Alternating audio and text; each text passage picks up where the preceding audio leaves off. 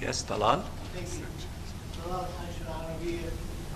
Besides the condemnation and the statements and the Security Council's sessions, Israel seems, and I'm sure you have noticed, does not pay any attention to the world, international law or humanitarian law, or the Security Council resolutions.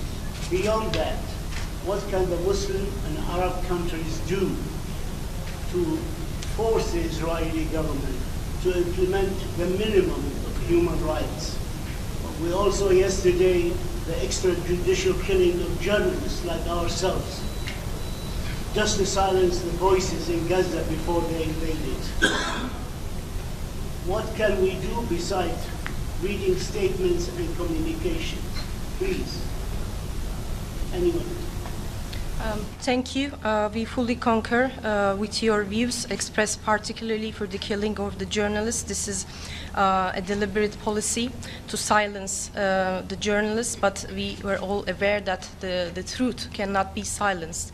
As a matter of fact, I have the honor also to announce that my minister called on the OIC delegation in New York to commence an extraordinary OIC group meeting to discuss the possible course forward to take actions in this regard.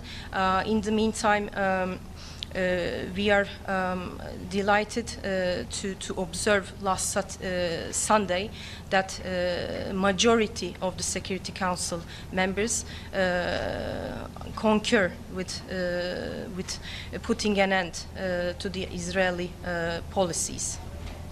If I may add also, the conference that took place the end of last month in New York was predicated in its concept paper that this is an action-oriented conference, which means that in addition to reiterating, as you have indicated, the principled position which we appreciate in terms of a just solution to the conflict, which requires the end of this illegal occupation and allowing the Palestinian people, among other things, to exercise self-determination, it requires practical steps by the institutions of the UN, including the Security Council, and it has to shoulder its responsibility. And we appreciate the relatively cohesion and unity by almost everyone in the Security Council demanding Israel to stop this, crime against the Palestinian people in the Gaza Strip. But that is also in itself is not enough. Therefore, we are asking these institutions to take further steps to force Israel to comply with its obligation, and the Security Council has tools available to it if they wish to act accordingly. But states in their national capacity can take also steps. I will give few examples of steps that have been taking place, not only from Europe, although Europe is important because it has an extensive relationship with Israel, such as the European Union is seriously considering maybe suspending, if not the agreement on trade with Israel, but certain parts of it, and it has other tools available to it, so they are seriously considering that. A number of countries, including Spain and others, decided, to suspend military, export, import with Israel. That is also very important. Germany took a step, maybe it's a modest, but it's a very important, step by indicating that they will not send weapons to Israel to be used to kill the Palestinian children.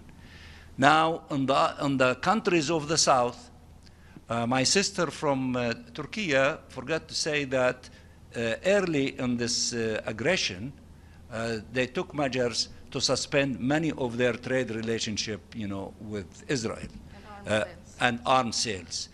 Colombia, for example, severed the diplomatic relationship with Israel and decided not to send any of its coal to Israel because they export coal and they have other relationship about sending CO2 to Israel. They suspended all these things. These are examples in which a growing number of countries are considering taking measures in their national capacity, and I think that momentum is getting bigger and bigger, and we need to succeed collectively from all these parts, including the different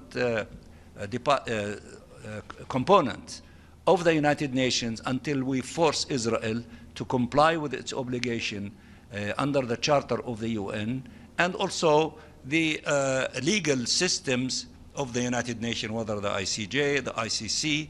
Although these institutions, they move slowly, but nevertheless they are also acting.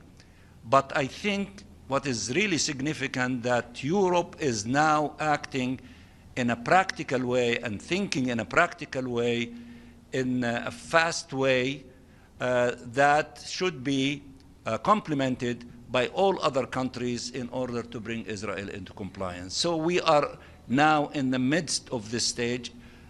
We hope that we can succeed in not allowing them to execute the plan that they declared, but this requires more efforts, more pressure, more mobilization, and this is a step, maybe a modest step in this direction. We have to stay the course, and it is your duty, because you referred to Palestinian journalists that were assassinated by Israel in Gaza yesterday, which we condemn that in the strongest terms, and we hope that the international legal system would go after those who have committed these crimes so that they face the punishment that they deserve. But we need to intensify all of our efforts. We urge you to keep pressuring everyone. You need to send large delegations of journalists to go to the Gaza Strip to see with your own eyes the reality of our people and the crimes committed by Israel, and to report back on it. We ask the Security Council to go and visit and to see with their own eyes the reality there. They are the independent parties. We do not trust the reporting of the Israeli occupying authorities about the reality in the Gaza Strip and the lie that there is no starvation. Everyone saying is starvation. We lost more than 200 people.